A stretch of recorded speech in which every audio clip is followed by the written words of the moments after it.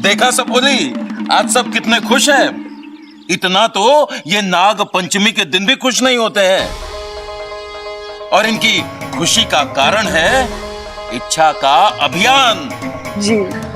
इंसान बदल रहे हैं। हालांकि शुरू में मुझे इच्छा और उसके अभियान पर इतना भरोसा नहीं था, पर आज मुझे गर्व है उस निर्णय पर। क्यों, सही फैसला लिया था ना हमने? जी पिताजी।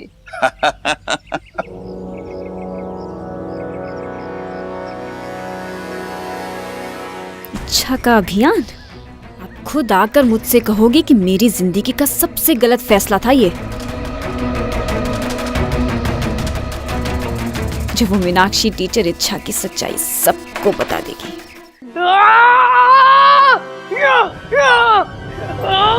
क्या हो अपू, क्या सोच रहा है? किसी ने कुछ कहा क्या? मैं सोच रहा हूँ कि मैं पढ़ाई छोड़ दूँ। क्या क्या कह रहा है तू? कह नहीं रहा हूँ, मैंने फैसला कर लिया है। अब आप ही मुझे बताइए कि मैं क्या करूँ? पहलवानी करूँ, खेती करूँ या ईंटें उठाऊं? ऐसा कर बेटा, तीनों कर। ईंटें उठाकर खेती करेगा तो अच्छा पहलवान बन जाएगा। अब मजाक कर रही है मेरे साथ? शुरुआत तो तूने की। अब मैंने फैसला कर लिया, मैं स्कूल छोड़ दूंगा। इच्छा, तू ही समझा इसे, पढ़ाई करना कितना जरूरी होता है। हाँ ममता दीदी, ठीक उतना ही जरूरी है जितना दादी जी के लिए चाय जरूरी है। अच्छा हाँ, अच्छा याद दिलाया तूने। मैं जल्दी से जाकर दादी जी के लिए अच्छी चाय बनाती हूँ। जी। ए अपू, तू पढ़ाई क्यों छोड़ना चाहता है? तुम्हारी वजह से। हाँ? मेरी वजह से? तुमने तो मैडम को बड़ी प्यार से समझाया था ना, और उन्होंने तुम्हारा चेहरा भी नहीं देखा। हाँ तो उन्होंने प्रिंसिपल सर से शिकायत कर दिया और मुझे स्कूल से निकाल रहे हैं। ये कैसे हो गया? मैंने तो बड़े प्यार से बात की थी और तेरी मैडम तो बहुत खुश हुई थी वो गिफ्ट को लेकर। उन्होंने भी मुझे बड़े प्यार से बोला है कि कल अपने मम्मी पापा को लेकर आना, और अगर मैं नहीं लेकर गया तो मेरा नाम काट देंगे। अप्पू, हे नागोमी देव, ये कैसे हो गया?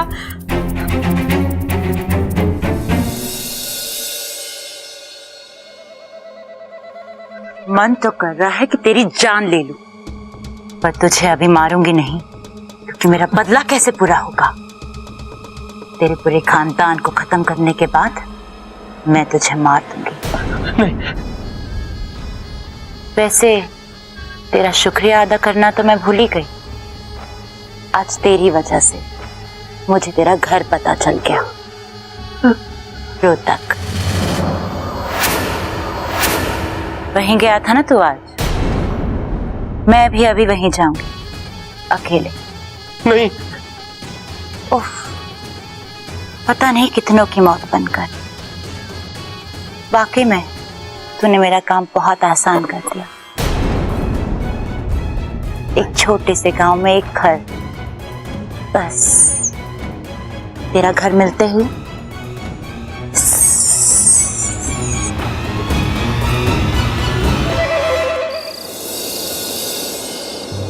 अगर प्रबल भैया और ममता दीदी अप्पू के स्कूल गए तो समस्या हो जाएगी। मेरा अभियान भी हाथ से जाएगा और अप्पू का भविष्य खराब हो जाएगा। हे नागोमी देव, मेरी मदद करो, कोई तो रास्ता निकालो।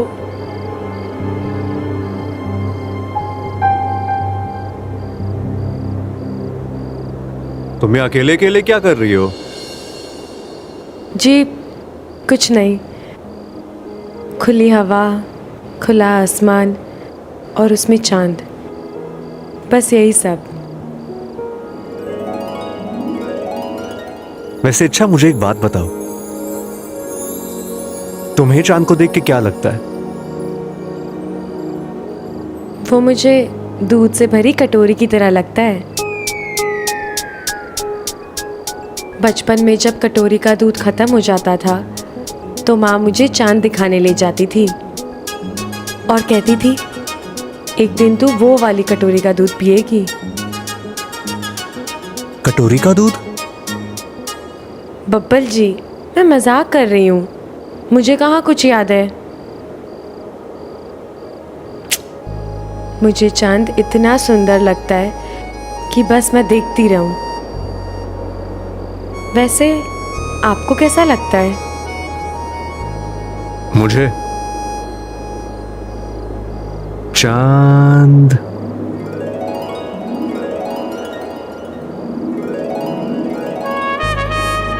दिलों की धड़कन, सांसों को तड़पन, गीत मल्हार, मन का करार, सपनों की चुपन, ऐसा लगता है मुझे। आपको चांद को देख के बीमारी हो जाती है? बीमारी नहीं, प्यार। चांद महबूब का प्रतीक होता है। चांद को देखकर ना दिल को बड़ी खुशी मिलती है। मुझे भी मन करता है जोर से नाचूं। तो नाचो। अब ऐसे कैसे? मतलब अकेले कैसे? अकेले किधर हो? मैं हूं ना। बात तो एक ही हुई ना। आपको इन चीजों की समझ भी है क्या? हाँ, अगर पहलवानी के दांव सीखने होंगे तो मैं आपको जरूर बोलूंगी। एक मिनट। तुमने मुझे नाचते हुए देखा नहीं है? अच्छा, मैं तुमसे बहुत अच्छा नाच लूंगा। क्या तुम्हें मेरी बातों में यकीन नहीं आ रहा? एक मिनट, तुम्हें दिखाता हूं मैं अभी।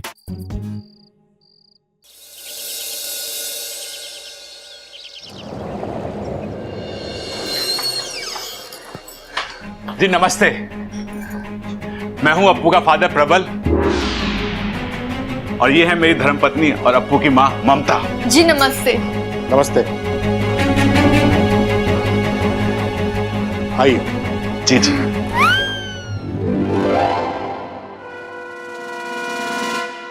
अरे ममता, मेरी चाय ला। अरे भाई क्या कर रहे हो? दिन में सो रहे हो? अरे रात भर एक मच्छर ने सोड़ ना दिया। ओह अच्छा, तो बदला लेना चाहिए था ना। अरे बदला तो ले लिया, उसने मेरी नींद हराम करी और मैंने उसे ना सोड़ दिया। पूरी रात चप्पल लेकर उसके पीछे भागा। बहुत अच्छी बात है। दादी सुनो, आज के बाद दादी आप मुझे रोकोगे नहीं। मैं भैंस का दूध 2 लीटर ज्यादा पीऊंगा। क्यों? क्योंकि दादी मैंने कहीं पढ़ा है कि भैंस का दूध पीने से ना दिमाग तेज हो गया। अरे बावले, ऐसा होता तो भैंस के सारे बच्चे इंजीनियर बन जाते। आपको मालूम है, पूरी क्लास में ये बच्चों को कहता रहता है कि नाग अच्छे होते हैं, उनसे दोस्ती करनी चाहिए। अब जरा सोचिए, कोई बच्चा सच में सांप को हाथ लगा ले और सांप ने उसे काट दिया तो? अरे घबराने की बात नहीं है। अजी घबराने की बात तो है। कल ही अप्पू ने सबके सामने एक्सेप्ट किया कि वो अपने घर में एक इच्छाधारी सांप के साथ रह रहा है। अरे आप भी कहां बच्चे की बात में आ गए। वो क्या है ना कि घर में मजे में मैं इन्हें कातिल नागिन कह के बुलाता हूं, क्योंकि ये नागिन डांस बहुत अच्छा करती है ना। अजी वो सब तो ठीक है, पर उसका क्या? जो मीनाक्षी जी के घर गई थी वो तो हंसती खेलती चलती फिरती इच्छाधारी नागिन है। वो कौन थी? इच्छा, हम तो फंस गए, अब क्या करें? तू चिंता मत कर वाकू, मैं कुछ सोचती हूँ।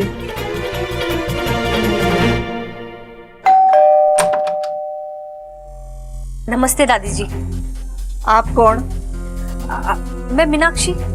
शेषाद्री? मैं मीनाक्षी गुप्ता, अप्पू की क्लास टीचर।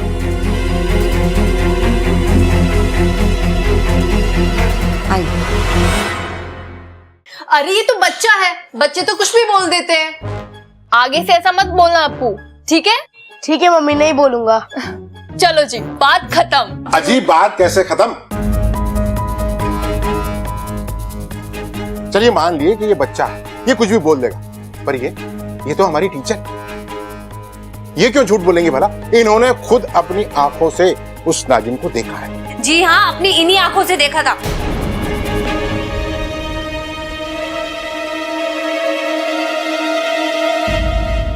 अच्छा, आपने देखा था? हमने भी देखा जी। एक बार हमने इतना बड़ा मेंढक देखा। फिर आंख खुली तो कुछ नहीं था। सपना देखा था जी, सपना। नहीं, वो नागिन ही थी और उसने मुझे गिफ्ट भी दिया था। हे नागुमी देव, अब क्या करें? इच्छा, ये तूने कहाँ फंसा दिया? मीनाक्षी जी, आप एक काम करिए, वो तोहफा लेकर आइए, तभी इनको पता होगा कि इनके घर में नागिन है। सर वो गिफ्ट तो मेरे पास नहीं है, नागिन ने वापस ले लिया।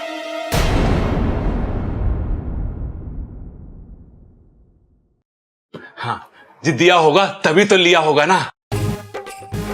अगर कोई किसी को गिफ्ट देता है वापस थोड़ी ना लेता है जी। आज तक हमने तो ऐसे किसी को नहीं करते देखा, शायद इन्हें सपना आया होगा। हाँ जी, सपना ही होगा। ऐसे कैसे कोई सांप अपना दिया हुआ उपहार वापस लेके चला जाएगा? शायद मैंने सपना ही देखा होगा। मैंने पहले भी बोला था, बात खत्म। जी नमस्ते, चलते हैं अभी। नमस्ते। हाँ चलो।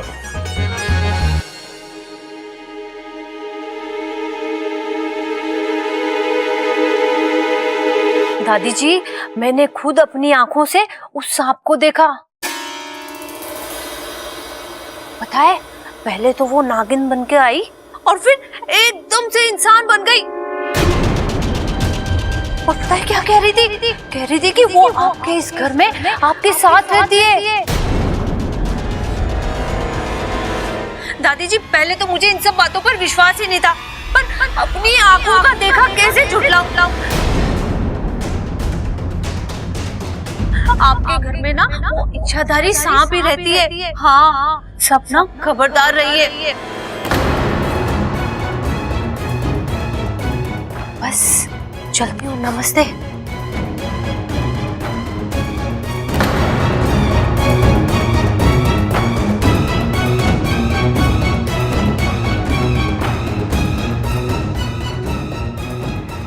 चल चिरमिरी, तेरा काम तो खत्म हो गया, अब इच्छा का अभियान खत्म ही समझो।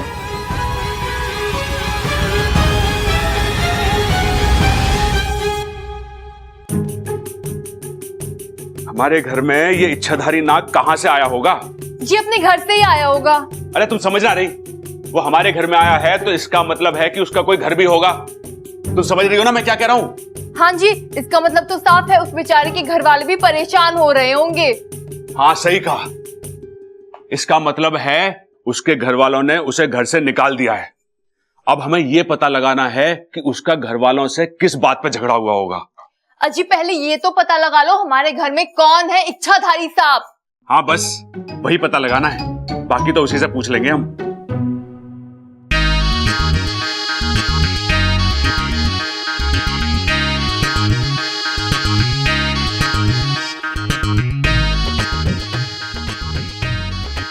हाय, कितनी प्यारी बीन बजा रहे हैं सबल भैया, बस इन्हें नजर ना लगे।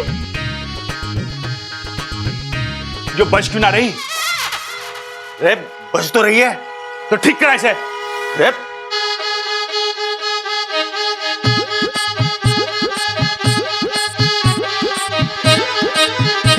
हाँ अब बजी। सबल भैया, लेकिन आप इस बीन से क्या कर रहे हो?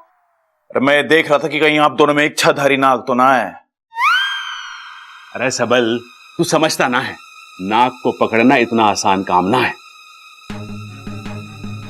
पर मैं तुझे एक ऐसी तरकीब बताऊंगा जिससे हम दोनों उस नाग को पकड़ सकें। चल तू मेरे साथ है?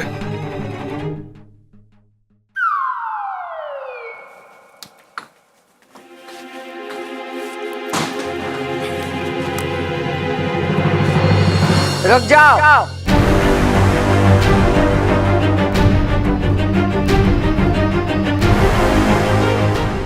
यहाँ आओ हमारे सामने।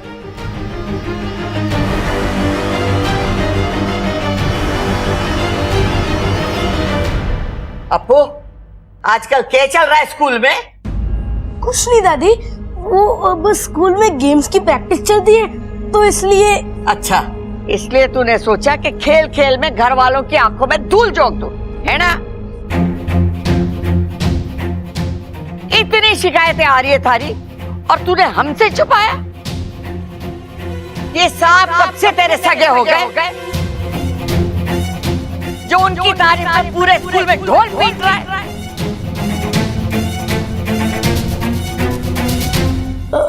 दादी दादी दादी दादी मैं तो बस लोगों को यही बता रहा था कि सांप अच्छे होते हैं, बुरे नहीं होते हैं। और हमने भी तो उस दिन घर में यही देखा यार। चुप कर। मैं अच्छी तरीके से जानती हूँ कि तुझे ये पट्टियां कौन पढ़ा रहा है।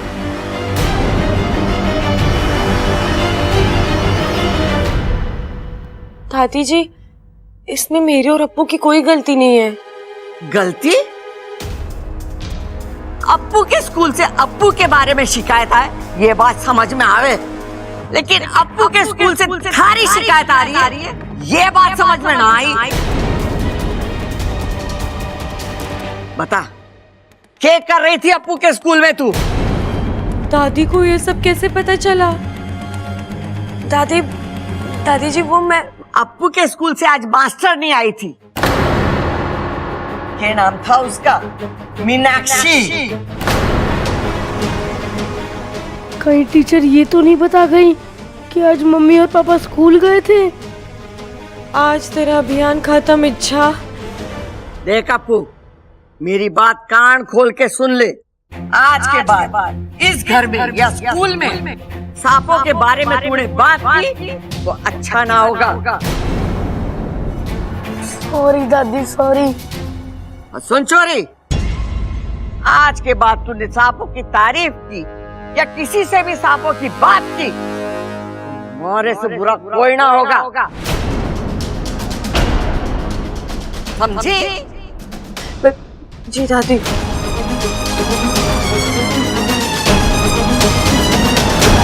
मुझे तो ये समझ नहीं आ रहा है कि मीनाक्षी मैम यहाँ आई तो आई कैसे?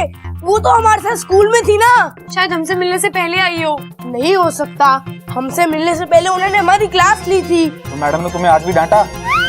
अरे मेरा मतलब है कि उन्होंने हमें पढ़ाया था मैथ्स।